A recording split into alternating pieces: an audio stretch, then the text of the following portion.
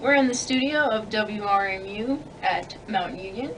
This is Kristina Zordish and Elizabeth Wheeler from Stark Actors on the AirWaves. And right now we're going to be talking about characters. So Elizabeth... Specifically characters that we like to write about. Yes. Because I could go on and on about characters in general. Yeah, me too. So, what attracts you in a character to make you want to write about them? Well, I mean, obviously it has to have some sort of depth. So even just on the surface, if you're bringing up the sketch of a character, it has to have something that implies there's something going on under the surface. So I can't write, like, straightforward characters. Like, someone who... Russell. Oh man. That's why there are Georges in the world. We love you. She's behind the camera laughing. So yeah. I'm the cameraman. I do not exist. I maybe like somewhat a little mysterious. What about you? Me too, kind of. That's what Quiz kind of is.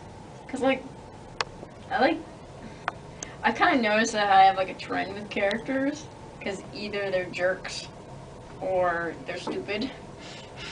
Because I'm not very smart, actually. People think that I am, but I'm not. Lies. Okay. But, yeah, like Avery's not very smart. But he's good at what he does. He's, like, very narrow-minded, but he's dumb in every other area. That's me. So I have a lot of characters like that, and sometimes it gets annoying, because I'm like, I don't know how to write nice guys. I don't know how to write... I don't know how to write this. I don't know how to write that. And actually, with Quinn, I've been getting better, because... He's a nice guy. He's nice.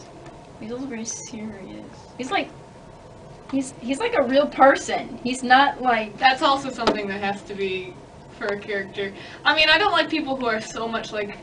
I don't like characters that are so much like real people that it's boring, but they have to be enough like real people that they appeal to an audience.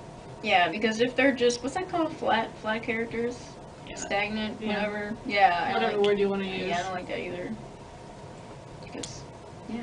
See, another thing is some people purposefully will write characters that are like themselves. Yeah. And like, I do that on accident and it happens. Well, yeah. I realized that I would do it on accident. So what I do is I sit there and go, all right, what do I have in common with this character, and try to restrict it to that much. Just put a tiny bit of myself into that character, and like this bit into that character. I feel like I can't connect or bond with them unless I have something. Each of my characters have either it's their insecurity or their biggest flaw is what I have. Like, well, yeah, that's yeah. Because then you don't want to give them a flaw that you don't understand, because then you'll just be Yeah, like Clinton, the doctor guy. I don't know if I've heard of him. Yeah, but he was like on the first script, and he's like doctor guy who like gets sick a lot. I used my anxiety and everything else, like all my bad health stuff, into him, because I really hate that about myself. But other than that, he's a good guy. And Quinn has insecurities about his body, and I do, but he has the opposite effect. He thinks he's fat, and I think I'm too skinny. So I give that to Quinn. And that way, no one character has to deal with all of your problems.